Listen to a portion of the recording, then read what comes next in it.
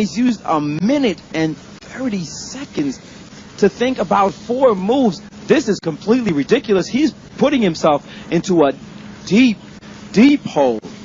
Yeah, I mean, this simple recapture of the pawn by white is a little bit unusual. Normally you attack this knight first. Having said that, the position is fairly simple. What is Vishy doing? He's finally made a move. I mean, could it have been that dramatic? I do not know what he was thinking about, but it's certainly surprising. He spent all that time and finally he's chased the knight.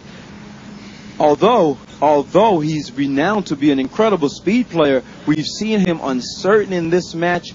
He needs to get his form back, and he's lost a lot of time in the clock, and he needs to start whipping out some moves. And finally, he's pushed his pawn up, and now he's beginning to play a little bit quicker. The bishop attacking, and now his knight has come out into the game, and now he's speeding up. The king is castled. So this is a fairly well-known position, but Anand has used almost 2 minutes to get there. I just don't know what he was doing. So he's played this way before. This is a known theoretical position. So Anand knows it very well, but he's moving. He's used a lot of time on his clock. He's used a lot of time, and now he's under 3 minutes. And Smirin has not even used 1 minute. He's not even used 60 seconds on his clock. Anand already used about 2 minutes 15 seconds. So the time could be a crucial factor here. Anand's position is fine, very solid, reasonable. He has great experience with this opening, but he's down on time. He's exchanging off pieces now. His knight has to drop back, and his drop back to the center. The knight kicking at this bishop. So let's suppose he wants to save that bishop. Well, then he'll have to drop it back 1 square. He doesn't want to do that. He's left it alone. Smirin increasing the pressure. Now, this knight is stopping this attack down towards the king. The queen and bishop in a very threatening battery down here. So the pawn has come up.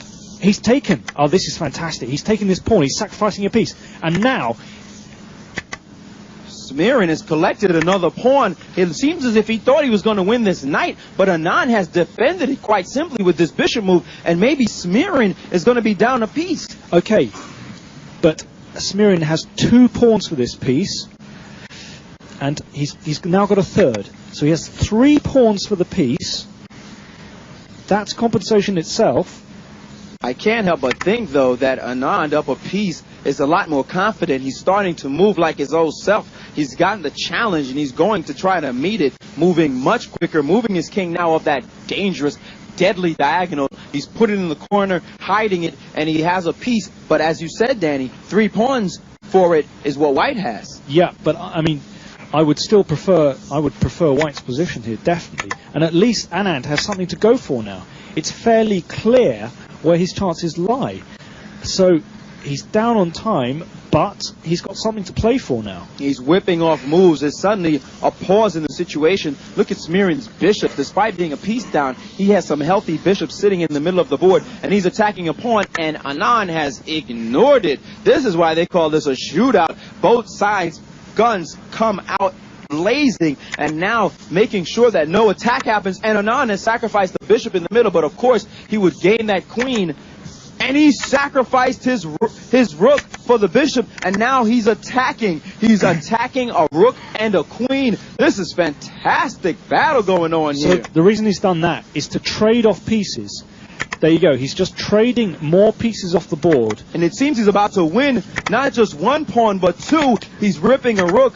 No, in fact, he's only going to win 1 pawn, and he's up a piece. And Danny, this is like a quick turnaround, and Anand is just up a piece. Okay, he's up a piece, but he's taken a pawn. Fantastic. And he sacrificed his queen. Unbelievable sacrifice. Anand showing his form. So, at the start of this, Smirin had 3 pawns for the piece. Now he's only got 1. Vishy has a clearly winning position here. The only problem is time. He has about 1.5 minutes to try and win this game. Smirin has over 3 minutes.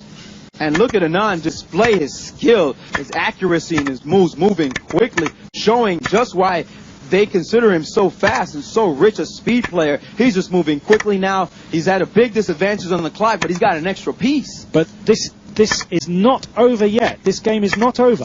Anand has only a minute and a half to try and win this game. Oh, but look at that position. The pieces. Oh, and he thumped that rook down with authority. And bam, he's ripped off all the extra points. He's just got a pass point. And look at him make a minute look like a year. He's ripped another point off the board. Anand seemingly coming back in